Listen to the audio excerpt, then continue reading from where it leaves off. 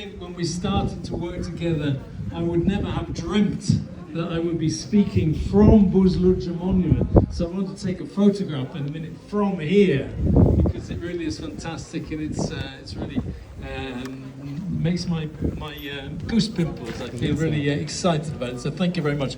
Why am I here? It's very strange. Yes, I represent the Atrium route, and I will tell you about the Atrium route in a minute. But I'd just like to take you back to the beginning of the Atrium route. I'm English. I teach at the University of Bologna, but I lived for a long time in a place called Forlì, F-O-R-L-I, northeastern Italy. And I had the honour of being a city councillor of Forlì, actually responsibility for culture. And Forlì is a very strange city.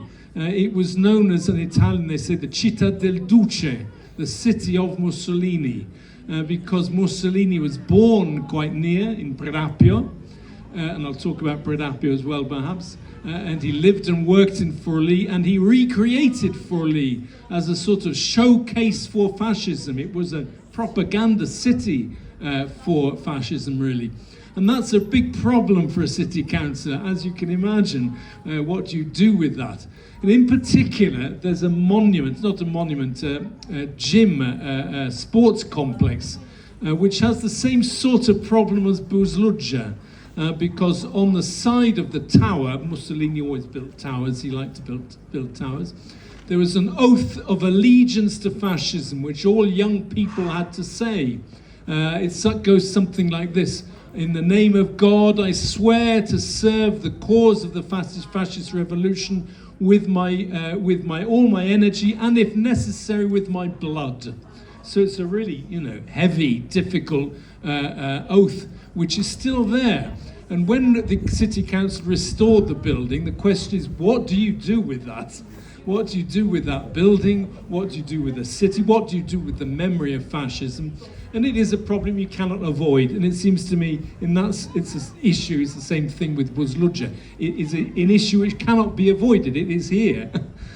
So that's, in a way, and our response to that was to open up that debate, really, and try to say, let's look not only at Forlì, but look at other cities, other places in Europe which have a similar totalitarian past, which have a similar totalitarian architecture, and see what they do, see whether we can have some sort of project to put this together. So we worked with lots of places in Southeast Europe. It was a Southeast Europe funded project. We worked in particular with the Institute for Cultural Heritage in Sofia, and this institute mapped out, I think it was 71 cases in the whole of Europe, or in that area of Europe, in 10 countries in Europe. So that was really the beginning of the association Atrium. Shall I go on with Atrium, or shall I say something else? Yeah, just like also to say that for me that has been particularly important. Personally, I think one of the questions, what can you get out of dissonant heritage? What can you get out of this heritage? Well, one thing for me has been a growth over 15 years. I've toured Europe, I've seen lots of these places, I've met some fantastic people, I've met some very competent people doing some fantastic work, and Dora's foundation here is probably one of the best. It's fantastic. So it's really been a learning curve for me personally. I should really just explain then what Atrium is. The output of that original project, which started in Forlì, was the constitution of a cultural route recognised by the Council of Europe, and we had obtained recognition by the the Council of Europe in 2014. It's called Atrium, and the Atrium logo comes from architecture of totalitarian regimes in Europe's urban memory. So it has a European mission. It is about architecture, it is about urban history, it's about citizens and their relation to that architecture and those problems. I want to point out, because I always point this out whenever I speak of Atrium, is that Article 2 of the Statute of Atrium says that the members of Atrium in no way accept forms of revisionism or apology for regimes, we're not in the business to be nostalgic about the good things which fascism does or did. And it's very important to say that, because sometimes people don't really understand. Sometimes people think you're trying to say, fascism did some good things, it built wonderful structures, it made the trains run on time, was what they said in Britain. And it's important for us to take our distance from that and say we're not interested in that. We're looking for a critical, historical, artistic, sociological, heritage-based analysis, if you like, of the heritage, and not trying to be nostalgic about those sorts of things. So Atrium was recognized by the Council of Europe in 2014. It has 23 members, I think, now in 7 or 8 or 9 different countries. All the members, almost all the members, are municipalities, which is also important because it means it has real roots in the local administration. Many times we've also spoken to Kazanluk, and possibly Kazanluk may be interested in the future. So we like to have our members who really should be municipalities. Perhaps one other thing for us, it's particularly important to have the coverage, if you like, recognition by the Council of Europe. The Council of Europe is a rights-based, political rights-based European institution which puts a value on European democratic values, and that is a base point for us, which is important. We put together the activities of all of these 23 members, and we work in particular on 5 areas, and these are the areas which have to be recognized to become recognized by the Council of Europe. One is research, so it has to have links with universities, it has to have links with research in architecture, sociology, etc. It should be about sustainable tourism, the idea that these places can also become part of a new tourist circuit, taking people away from mass tourism to places which have not been the object of tourism, perhaps. It has to work with young people, so we do school exchanges in particular, talking about the different sorts of heritage. It has to also support the values of the Council of Europe. And the last element is the involvement of creative industries, artists, musicians. So it's fantastic to come to the Buzluca Festival because you see a whole different public, a different gaze, a different view of that heritage through the eyes of people who are coming here for a pop festival. And it seems to me that it's important that that different look at the place is something which is also considered. But perhaps I'll come back to one of those 2 or 3 things later. Yeah, exactly. Actually, that's why I want to ask you. As I learned more and more about Atrium, I was very inspired, and I learned a lot from the initiatives and the way you develop them, because they are various and for many years now, and they are inspiring others to join you and to join forces and work in the field of dissonant heritage. So could you point out just a few initiatives that Atrium is working on in the field? Yes, one of the initiatives in particular is school exchanges. This was something which we worked on in particular during the COVID period. So one of the European projects was put together students from Forli, students from Labin in Istria, from Zara in Croatia, also Bari, I think. And the idea really was to create a circuit of children from the schools who would visit other places and narrate and describe their own experiences, their experiences of the towns and cities which they lived in. So it was also an element both in order to promote sustainable tourism, but also that of really trying to involve young people in that. Another element which we've been working on particular, because it's a part of European dissonance in particular, is the problems of colonialism, which is something which is very much talked about, in particular in Western Europe, so in France, in the Netherlands, in Spain, and also partly in Italy, and of course in Great Britain. So with one of the European projects we've been involved in is the idea of tracing the traces, exactly, trying to find the traces of colonialism and imperialism in some European cities. Slightly different from fascism, but of course one of the elements of Italian fascism which has never been fully developed was the colonial expansion or imperial expansion of Italy to Greece and to the Balkans and to North Africa. So that's another element, I think, of discovering different sorts of historical roots. And Patrick, one of the initiatives that we are also together is the Dissonant Heritage Action Group, which is developing and which is gathering experts in the field. Would you like to tell us a little bit more about it, and also about dissonant heritage in international context and its value and the value of exchange as well? Yes, thanks, Dora. Again, the Dissonant Heritage Action Group. I don't know whether you talk about dissonance to the dissonance really is the sort of title of the heritage which is best fits our case.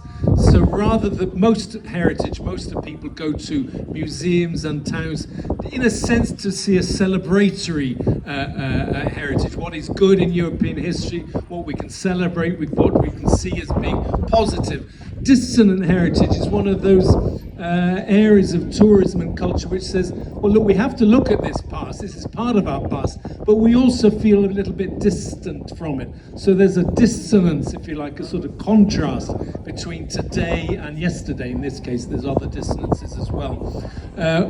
Perhaps I'm not just thinking about what I'm looking at. Another element of dissonant heritage is the heritage of coal mining and oil production, which is a 20th century heritage. And I'm looking at an incredible scene here of a wind farm, which I'm sure the Bulgarian Communist Party never thought they would see. And so the world changes, and there are other dissonances which emerge. But sorry, just to get back to the Dissonant Heritage Action Group, you can find it online. There's a lot of activity. It's an informal group. There are two elements which I think are important. One is that it emerged in an institutional context. It emerged as part of a European initiative to find out about dissonant heritage. The Urban Agenda, it was called, the Urban Agenda Culture and Cultural Heritage Partnership. And it produced a documentation which has been given to the European Commission and has an effect on funding. So it is a policy document, a policy initiative. It was in origin, and that was very important, I think, because local initiatives are important, associations are important, but to have that European cover is also very important in terms of funding, of course, as well. And it's also, I think, been particularly useful over the last few years because it has put together a whole series of different examples. I'll just give one or two of them. Dimitrovgrad in Bulgaria, eastern Bulgaria, called Dimitrov after Dimitrov. Again, a city a bit like Forli. It has that weight of history on it. What we do with that? We've put together also Stey. Both of these are members of Atrium. Stey is a small town in Romania, very small town, I think 6,000 inhabitants. And it was important because it was the site of a uranium mine constructed by the Soviet army, in fact. So again, Stey has a huge problem of how to talk about its own history. We've talked a lot with our partners in Spain, both La Modelo prison in Barcelona, which was pre-Franco, but it was a prison right in the middle of the city of Barcelona. Again, you can't avoid it. It's a bit like Buzluja, but it's in the city. It was a prison built for 800 people, but at the end of the Spanish Civil War had 13,000 people in it. So it has a history which is about also the Franco regime and the Civil War. The Valle de los Caídos, where Mussolini was buried, Franco was buried in Spain. Again, a huge monument. What do you do with this? So I think putting all these sorts of situations together and trying to talk about the similar problems we have in order to keep these monuments, explain these monuments, give a critical perspective on those monuments, but not to forget the history that they represent, is something which the Dissonant Heritage Action Group has put together in a fantastic way, I think. So I think it's been really important for us also to work not only with our own partners, but with partners like the foundation, partners like AROM, etc., and indeed the Ministry of the Internal Ministry of Germany has been working on this problem as well. So it's been very effective, I think, in putting those sorts of partners together. Yeah, and by the way, there is, as you said, the Ministry in Germany about the construction and urban policies. They developed a toolkit, which is now public, just now, a very, very new document, which is giving a toolkit how to deal with dissonant heritage.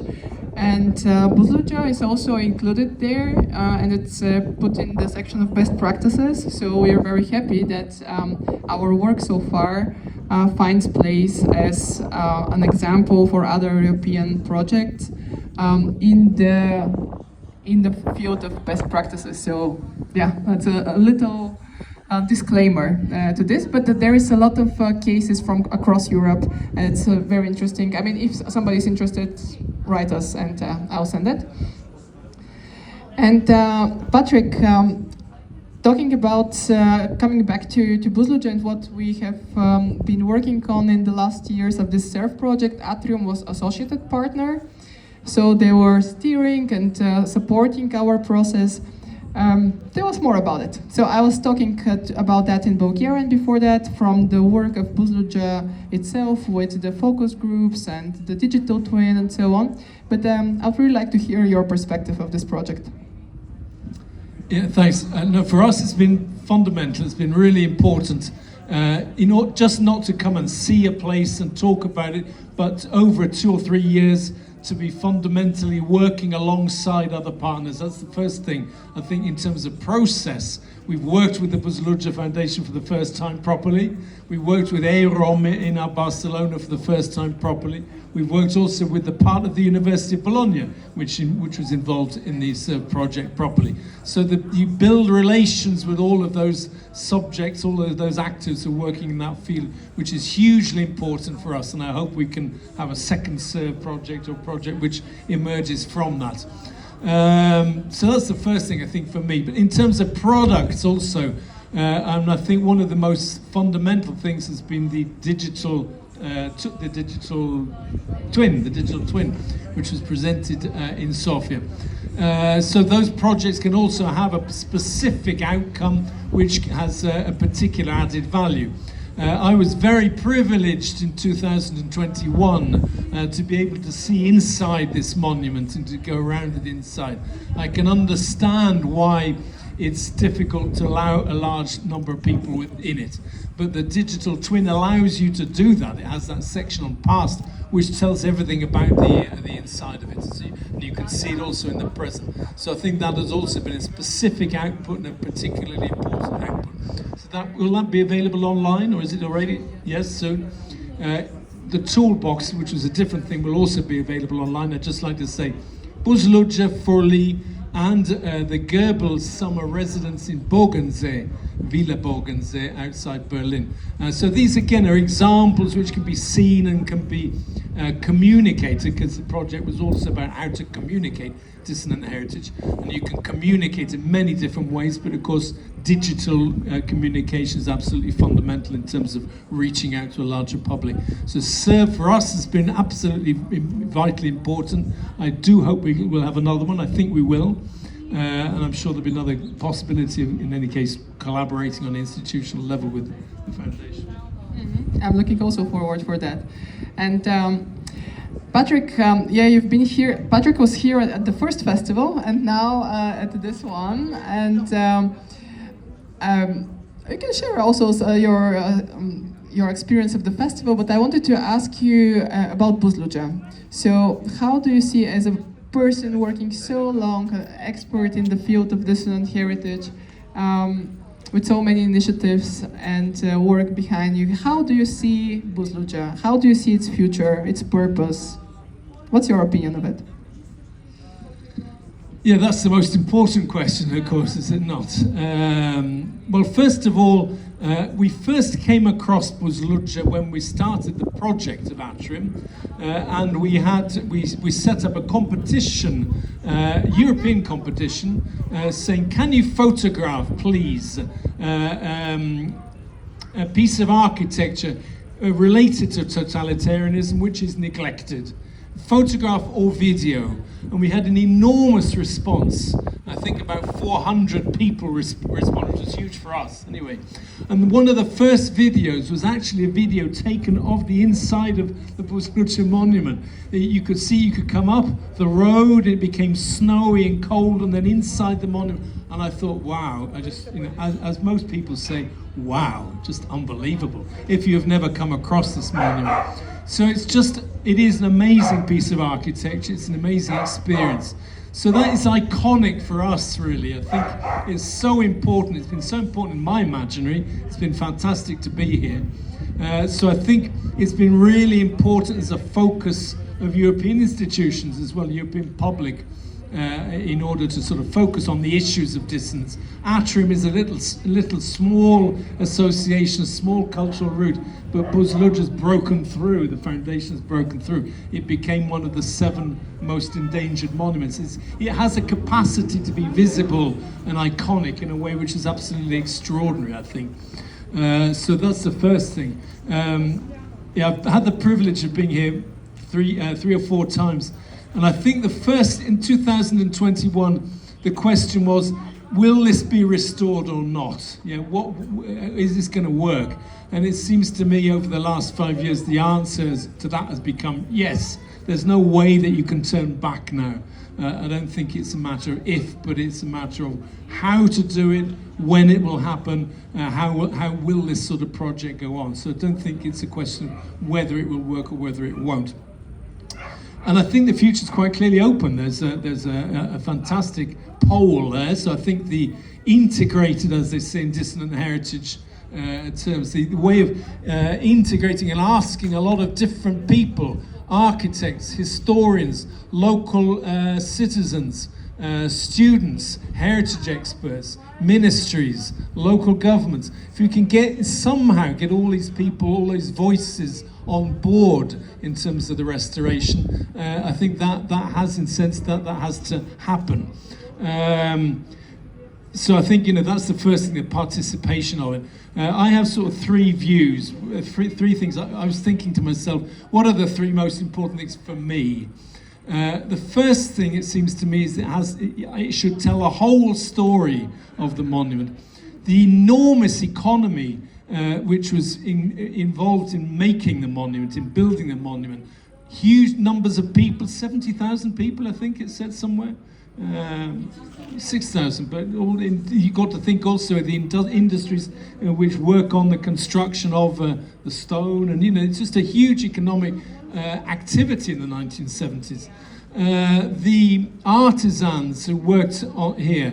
I remember the first time, I've said this story before, the first time I came here, I came out of the Buzlucha monument, and an old man came up to me and wanted to speak to me in Bulgarian, so I found a translator. And he said, I did all these mosaics, I spent the whole of my life constructing these mosaics.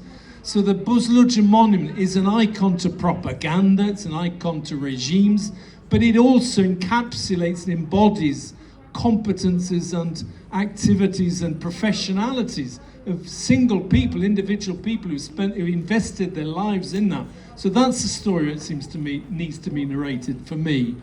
I think the iconoclasm needs to be narrated. You can't say, people just destroyed it. Did the stuff get sold, and who to and why? Did people destroy parts of it because they didn't like it or they opposed the regime, and why? And that's part of the history. And I work with heritage specialists, and they hate the word iconoclasm. They don't want to destroy anything. But it does seem to me that it is a legitimate response sometimes. The Forli oath I talked about in 1944, people went up the tower and knocked it off with a hammer. It's a legitimate reaction to fascism in 1944. So that's a history which needs to be narrated. But the Buzlucha Festival needs to be narrated as part of it. So if it's possible to keep all those stories within the restoration, I think that's the best story. The other 2 things, if I may, I think it should be polyfunctional. I think it shouldn't be a static museum. It shouldn't be one thing. It needs different voices within it. Music, archive, perhaps, conference center. It can be used as a conference center. So I think it needs to be polyfunctional and different sorts of things going on within it. And personally, of course, I would really think it's important to keep an idea that it's not only a monument, a local monument, not only a national monument, but has a European framework. And it's very easy to fall into the sort of national narrative, the problem of the Bulgarian Communist Party, Bulgarian democracy, Bulgaria. I mean, I can understand that because it's the same thing in Italy. If you come from China or Japan or Korea or South America, it may be difficult to understand that, and they may say, well, there's continuity with lots of other places within Europe, and why not tell that as a European story of the 20th century and not just a local story? And that for us is a sort of escape as well. It's an escape from some of the heaviness of the dissonance. So that would be my three things: full history, polyfunctionality, and a European framework. Wow. Yeah, that was very well framed. Thank you. And I'm coming again back to you. At that point, if you want to ask Patrick, or maybe you can come as well, then it will be easier with our second microphone just is not there now.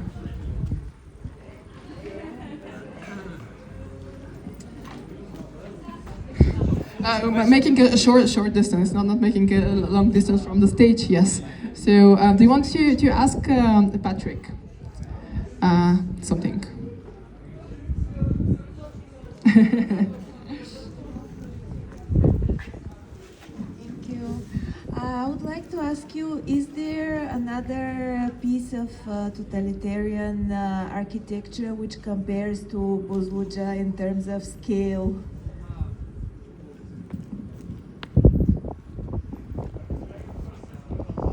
I mean,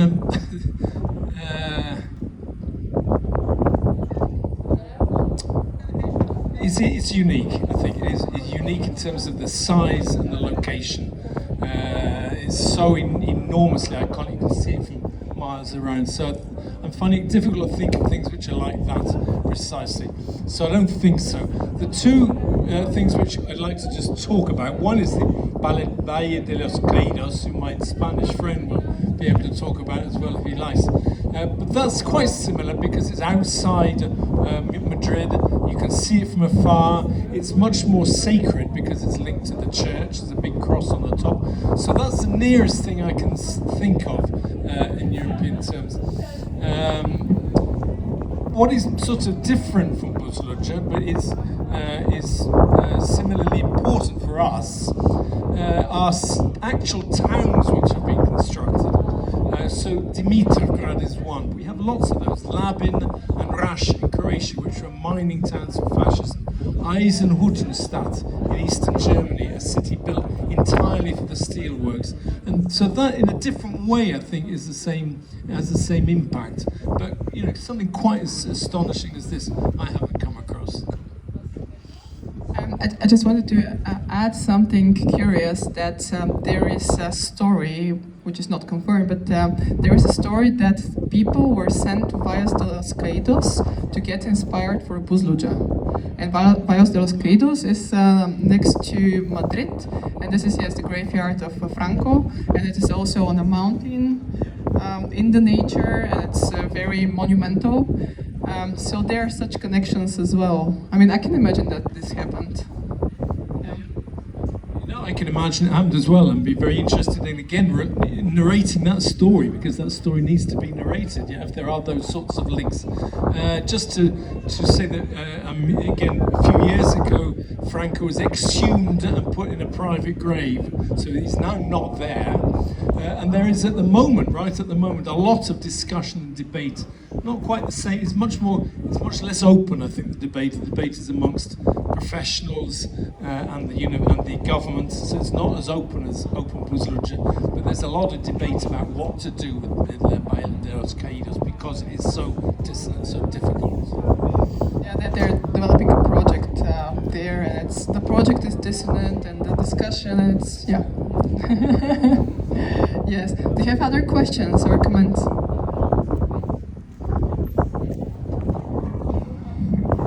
Do you have any successful stories or any stories whatsoever when you were able to change the views of very opinionated people in terms of controversial monuments or historical buildings?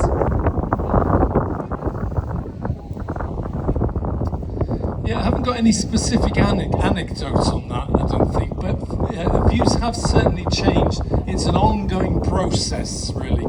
And one of the sort of arguments we had at a certain point was actually over the Article 2 of the statute, because that draws a line, yeah?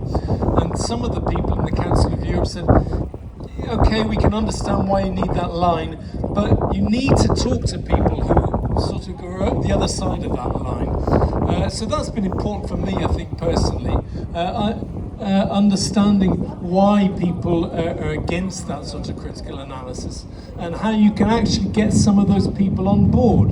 Because also I think it feeds into not only a political nostalgia and maybe neo-fascism, but people who lived under fascism or who lived under the regime in Bulgaria who did have benefits from it, yeah? I mean, even the artisan who was here, literacy rates, medicine, you know, you cannot understand totalitarian regimes unless you understand that there are positive sides to it, there are positive spin-offs to it. And that's, I think, something which I've learned, that it's not just a blanket condemnation, it's something which is much more complex than that. And that feeds into a whole different understanding of those regimes. It's not just the imposition of the Soviets or Mussolini. It is something which sort of functions in a certain sort of way in the 20th century in a lot of different societies, in Italy, in Bulgaria, in a different way, but in a similar way as well. So, you know, I haven't got any specific examples of that, but it's important. Just thinking about another element, one of the work which we did with the schools, with a child was bringing in material from her family and said, look, my grandfather had a fascist party card.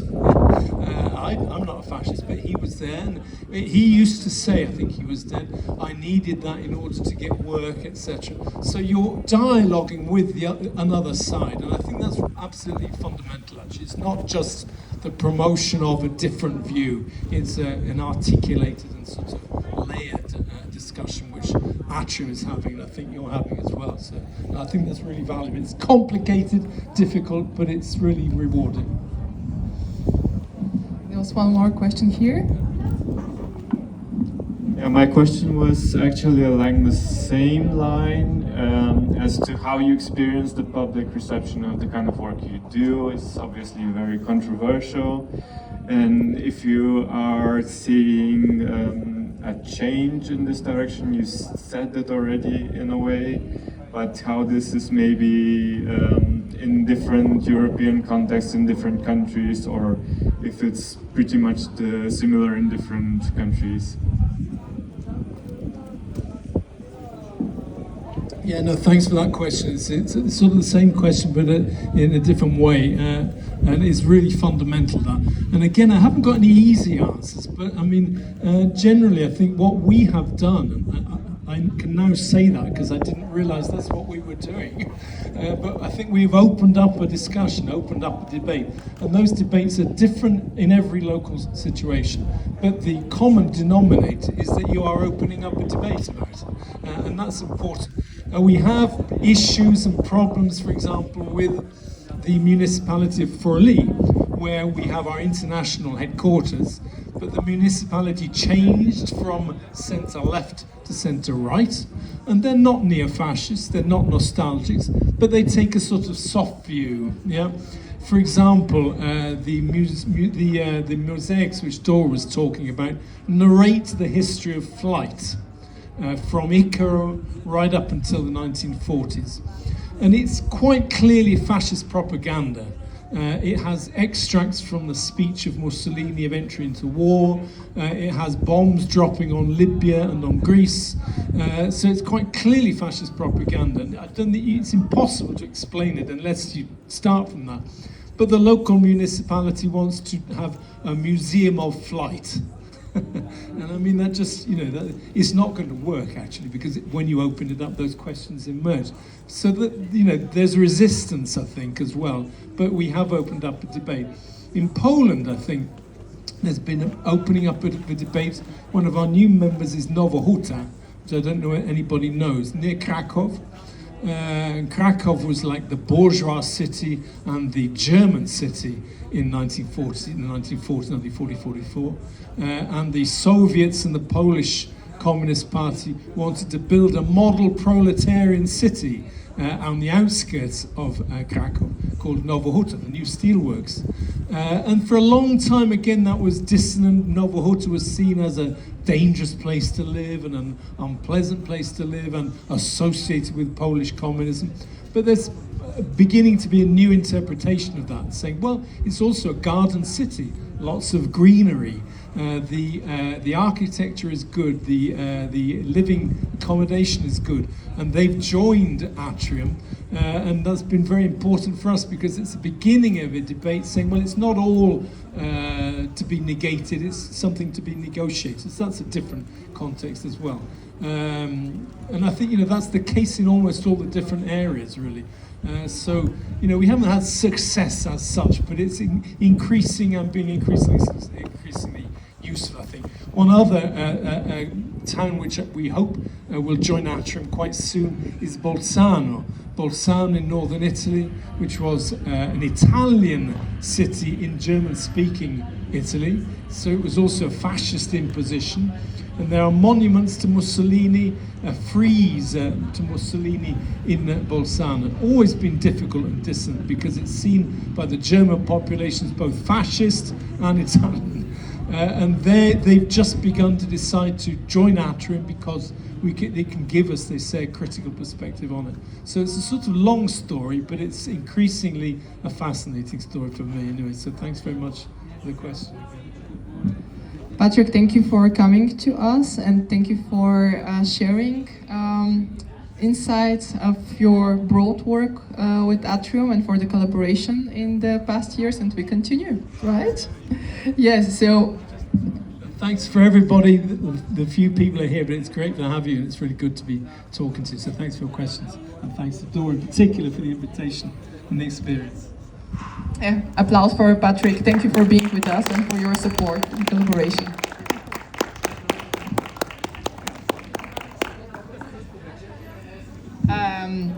Добре, с това завършихме тези срещи и продължаваме в 6 часа, след по-малко от 2 часа, с теглянето на томболата, който все още е тук на площада или с нас.